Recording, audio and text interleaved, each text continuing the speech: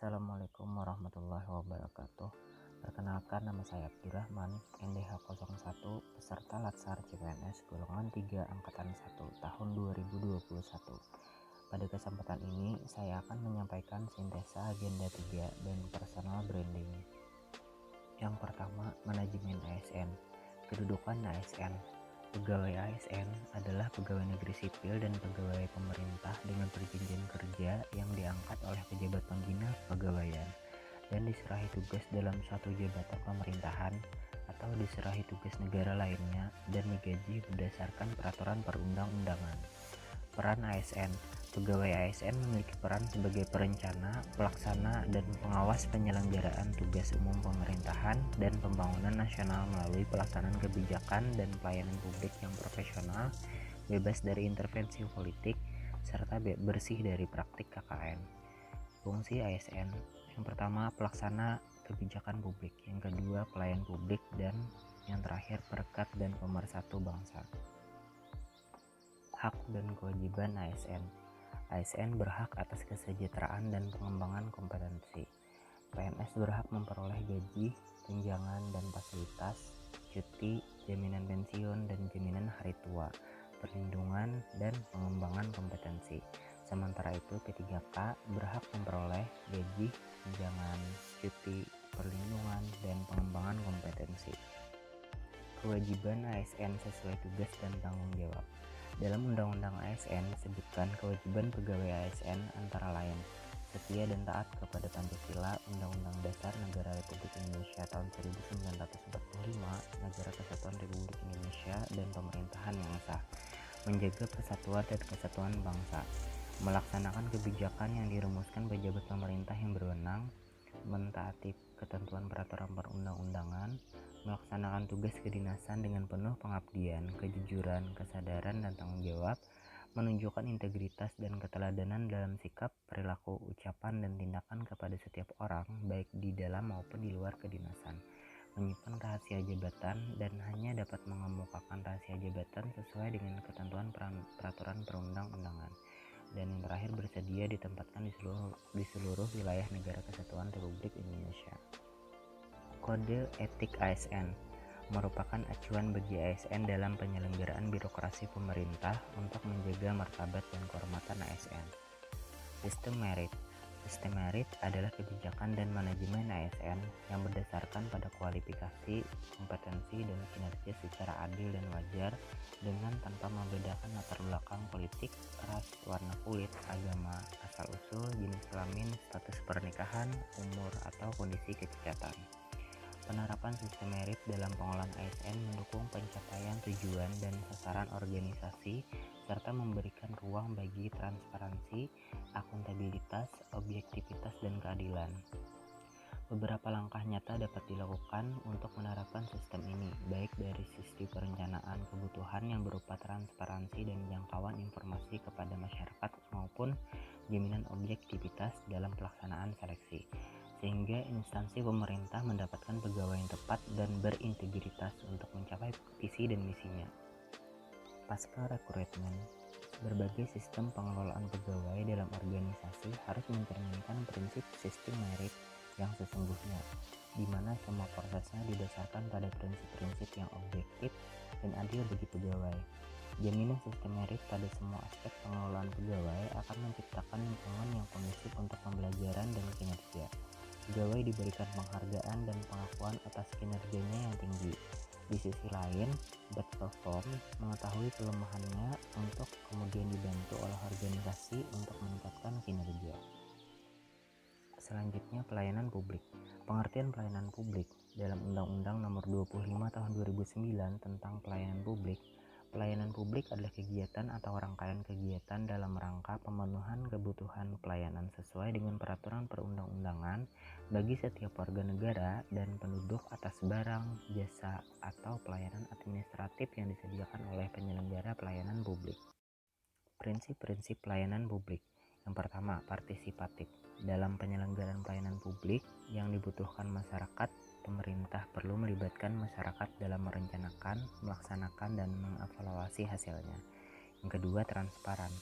Dalam penyelenggaraan pelayanan publik, pemerintah sebagai penyelenggara pelayanan publik publik harus menyediakan akses bagi warga negara untuk mengetahui segala hal yang terkait dengan pelayanan publik yang diselenggarakan tersebut, seperti persyaratan, prosedur, biaya, dan sejenisnya. Yang ketiga, responsif.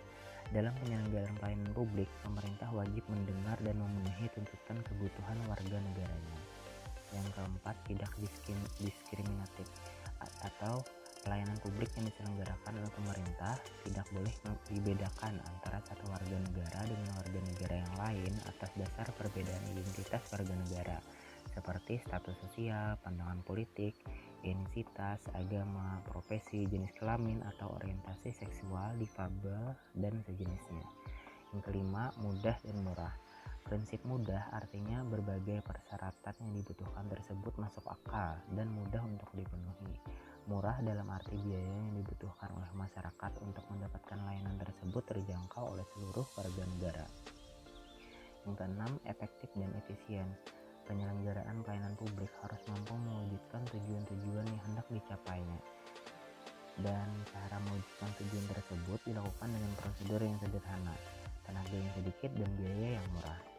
Yang ketujuh, aksesibel atau pelayanan publik yang diselenggarakan oleh pemerintah harus dapat dijangkau oleh warga negara yang membutuhkan.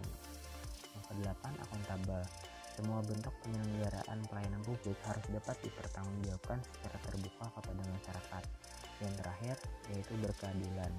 Penyelenggaraan pelayanan publik harus dapat dijadikan sebagai alat melindungi kelompok rentan dan mampu menghadirkan rasa keadilan bagi kelompok lemah ketika berhadapan dengan kelompok yang kuat. Pola pikir sebagai pelayanan publik. Pelayanan publik merupakan hak warga negara sebagai amanat konstitusi. Diselenggarakan dengan pajak yang dibayar oleh warga negara, diselenggarakan dengan tujuan untuk mencapai hal-hal yang strategis bagi kemajuan bangsa di masa yang akan datang.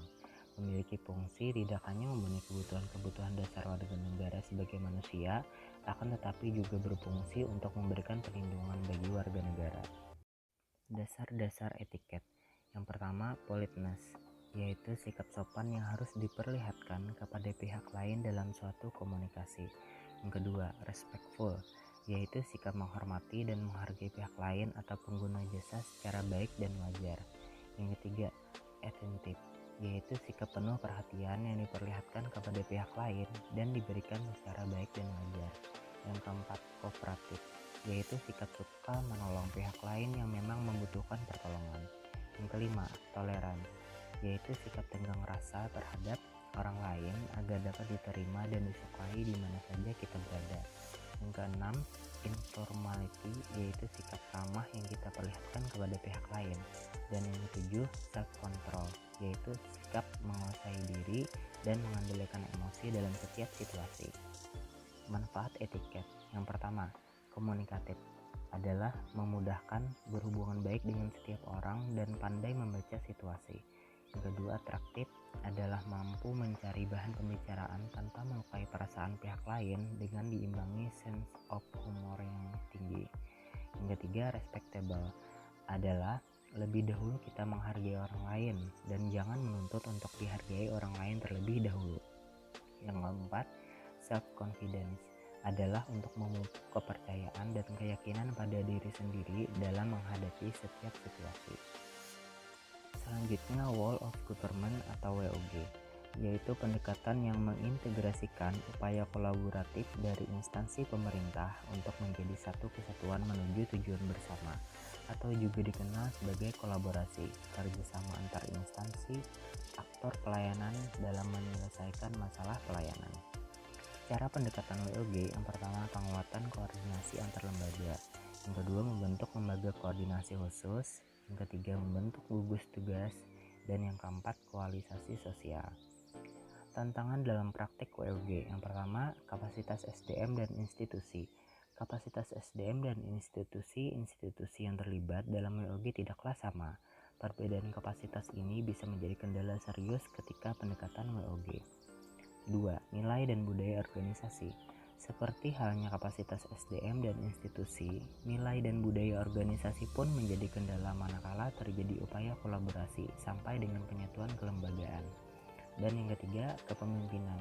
Kepemimpinan yang dibutuhkan adalah kepemimpinan yang mampu mengakomodasi perubahan organisasi, serta meramu SDM yang tersedia guna mencapai tujuan yang diharapkan.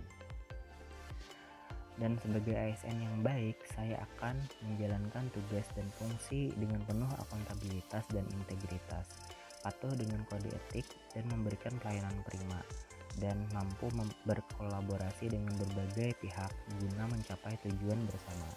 Sekian, terima kasih.